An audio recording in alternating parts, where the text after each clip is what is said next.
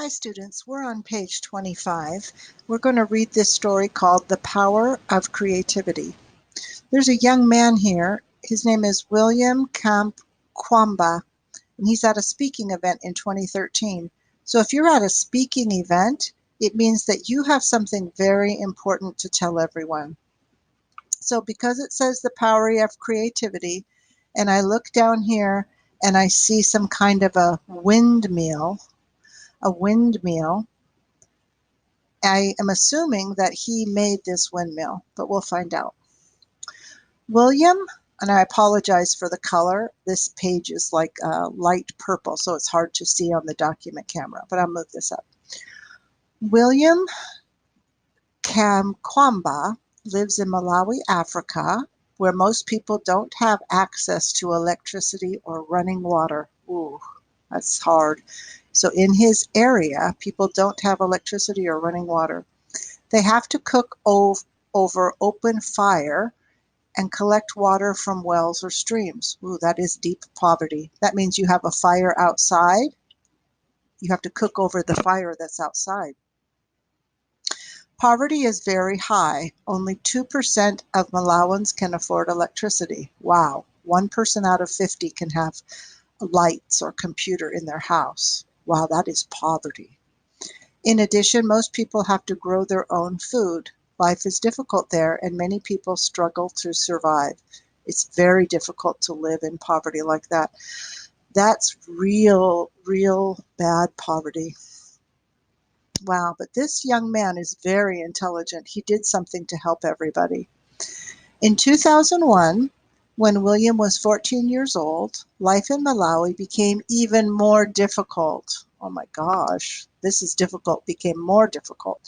There was a severe drought. Now, there was a 2 here, there's a 1 here, and of course it means I can go down here to look at it. Okay, a drought is a long period of time with no rain. So a drought means no rain for maybe 3 or 4 months or maybe 2 years. No rain. That's a drought. D-R-O-U-G-H-T. So is a drought means no rain. So life became much more difficult. Oh my gosh. Oh, it's so sad. They couldn't grow enough food. He explains, within 5 months, all Malawans began to starve to death. Oh my gosh, that's so sad. My family ate 1 meal per day at night. Oh my gosh, that's so sad. So I think when we have a deep problem like this, if we ever have a deep problem, we have to use our brains and try to find a solution to the problem. That's a very big problem. Wow. Because of the drought, William's family couldn't afford to send him to school anymore. However, William wanted to continue his education, so he went to the library near his home one day. What a nice young man. His family didn't have any money to send him to school, but he wanted to study, so he went to the library.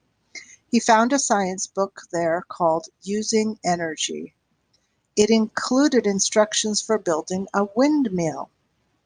Windmills can be very efficient sources of electricity, and they can bring water up from underground. William didn't know much English, and he wasn't able to understand most of the book, but it was full of pictures and diagrams. Looking at the pictures, William thought he could build a windmill for his family. What a nice kid. So a windmill, this is a windmill. So the wind turns this, and then this is attached to like a well or a battery or a well. So if it's attached to a well, it can bring water to the surface. If it's attached to the battery, then you can have a radio. And this is the one that he built, I think. So this is called a diagram. This is a picture of a windmill, but this is the diagram of the windmill.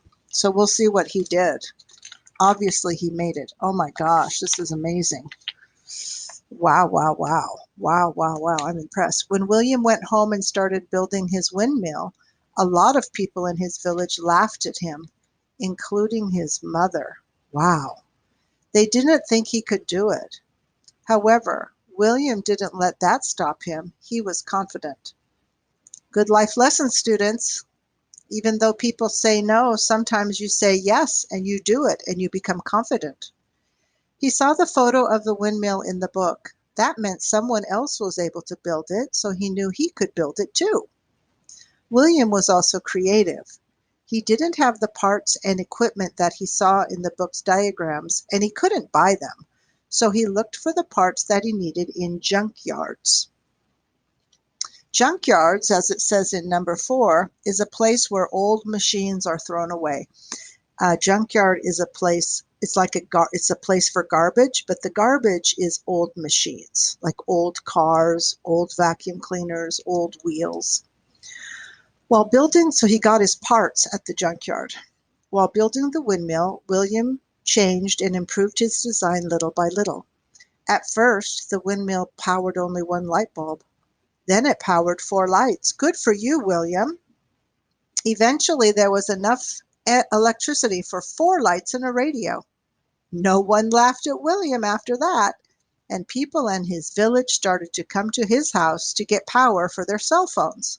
Good job, William. Later, William built a second windmill. This one brought water up from underground.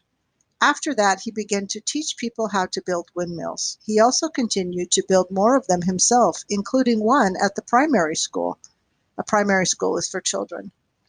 Because of the success with his windmills, William was able to go back to school.